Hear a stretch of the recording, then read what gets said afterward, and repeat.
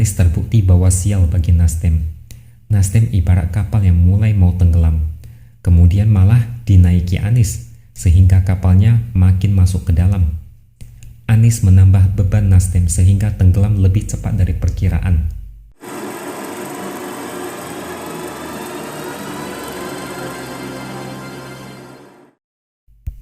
Halo, bertemu lagi dengan saya X Hardy di Opini Seward. Pada hari ini, saya akan membahas tentang nasib Nasdem yang semakin lama semakin memprihatinkan. Jadi ada sebuah survei terbaru yang membuat Nasdem makin tidak nyaman. Posisinya makin genting dan kritis. Anies masih belum bisa menunjukkan taringnya dan belum bisa menyelamatkan Nasdem yang hampir tenggelam. Jadi ada lembaga survei Indekstat yang melakukan survei pada tanggal 10 sampai 19 Oktober 2022. Jadi masih baru.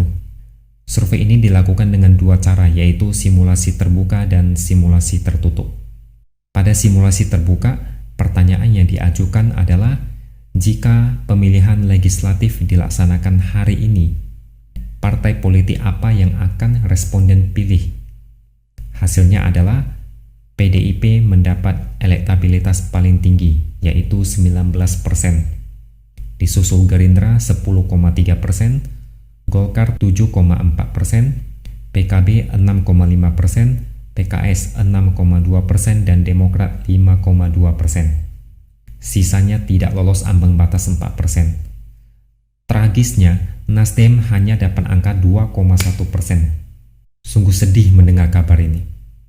Rasanya nyesek di dada. Dalam simulasi tertutup, hasilnya juga tidak jauh beda.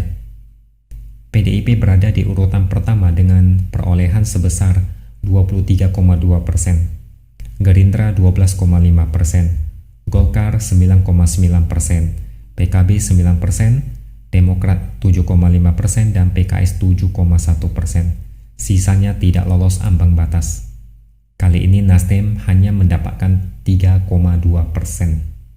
Tapi lagi-lagi, Nasdem merasa tidak masalah dengan hasil survei tersebut. Menurut Ketua DPP Nasdem Willy Aditya, Nasdem tidak mempermasalahkan. Menurut dia, di survei lain bisa lolos. Satu survei dengan survei lain ada perbedaan hasil. Kalau di survei yang lolos, mereka bersyukur. Kalau di survei yang tidak lolos, itu akan jadi catatan buat mereka untuk mengidentifikasi penyebab sehingga mereka bisa memperbaiki diri.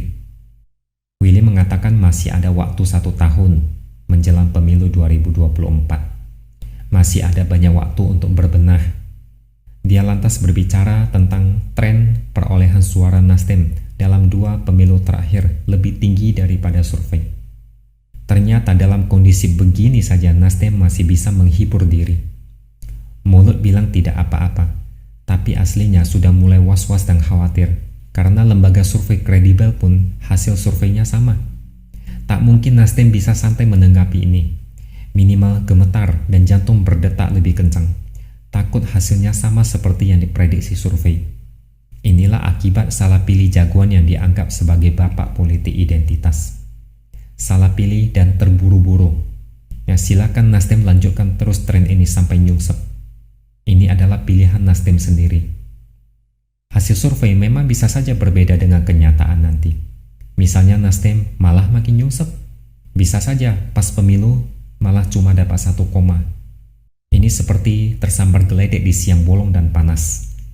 Saya pribadi juga tidak paham dengan cara berpikir Nasdem. Apakah Nasdem sama sekali tidak pernah berpikir apa efek dari deklarasi Anies terhadap partai? Image politik identitas akan melekat langsung ke Nasdem. Nasdem terlalu konyol, terlalu ngarep Anies bisa menaikkan suara dan elektabilitas partai. Padahal suara Nasdem sudah pindah ke partai lain. Nasdem dulu dipilih karena mendukung Jokowi. Saat memilih mendeklarasikan Anies, otomatis pemilih kabur. Mereka sangat anti dengan Anies. Mereka kesal sehingga memilih hengkang ke partai lain. Sedangkan pemilih yang loyal terhadap Anies biasanya akan lebih memilih PKS. Artinya, Nasdem harus rebutan suara dengan PKS, bahkan bisa jambak-jambakan kalau sudah kepepet. Suara PKS pun cuma secuil, Tidak cukup besar, ibarat kue kecil tapi masih harus rebutan lagi. Kalau pemenang rebutan, tetap saja tidak bisa membesarkan suara Nasdem. Kalau begini terus situasinya, pemilu selanjutnya gantian Nasdem yang jadi partai penonton seperti Perindo, PSI, dan lain-lain. Apalagi kalau sampai Anies kalah pilpres, habislah semuanya. Nasdem tak dapat kursi di DPR, Nasdem juga tak dapat jatah kursi menteri di pemerintahan, tak dapat kursi-kursi lainnya. Ini kekalahan double yang sangat menyakitkan. Nasdem ibarat seperti berusaha banting setir dengan ugal-ugalan. Akhirnya, mobil terbalik. Penumpang banyak yang terlempar keluar. Begitulah kira-kira kondisi yang dialami Nasdem saat ini dan ke depan. Dan ada satu lagi kesalahan Nasdem saat mau menjalin koalisi dengan PKS dan Demokrat. Dari hampir semua survei, suara Nasdem yang paling kecil. Di semua survei, PKS dan Demokrat selalu diprediksi lolos ke parlemen, sedangkan mayoritas menyebut Nasdem terancam gagal. Tapi yang kita lihat saat ini adalah Nasdem terkesan ingin mengatur mereka dan berlagak seperti partai dengan suara paling besar. Jelas aja PKS dan Demokrat agak risih. Mentang-mentang duluan mengusung Anies, Nasdem merasa seperti ketua koalisi dan mau mengatur yang lain. Apalagi kabarnya Nasdem mau agar cawapres Anies dari non-parpol. PKS dan Demokrat tentu saja jadi ragu. Makanya deklarasi koalisi yang rencananya dilakukan tanggal 10 November terancam batal.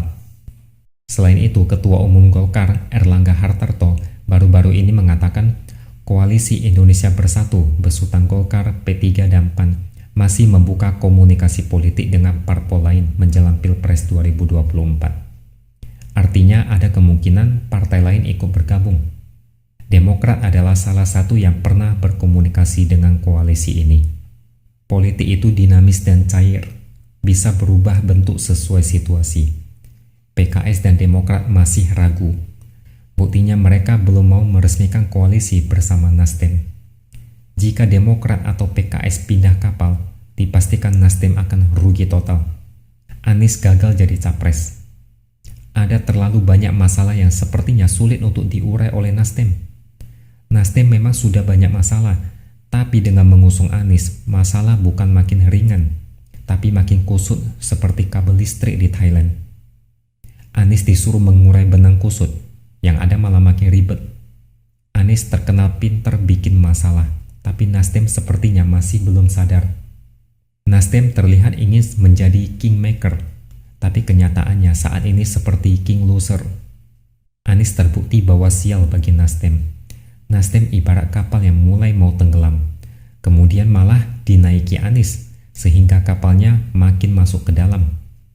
Anies menambah beban Nasdem sehingga tenggelam lebih cepat dari perkiraan.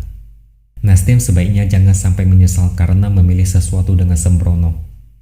Cepatlah sadar dan bila perlu, bertobat sebesar-besarnya sebelum semuanya terlambat. Tapi kalau masih ngotot dan percaya dengan Anies, ya tidak masalah. Tunggu saja waktunya jadi partai gurem.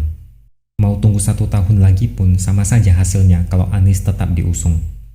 Satu-satunya cara menyelamatkan diri adalah Anies dibuang, lalu bertobat dan kembali ke akar yang sebenarnya, yaitu partai yang berhaluan nasionalis. Sekian dulu opini dari saya. Jangan lupa subscribe channel ini dan tinggalkan komentar Anda di bawah. Kita akan bertemu lagi di lain kesempatan.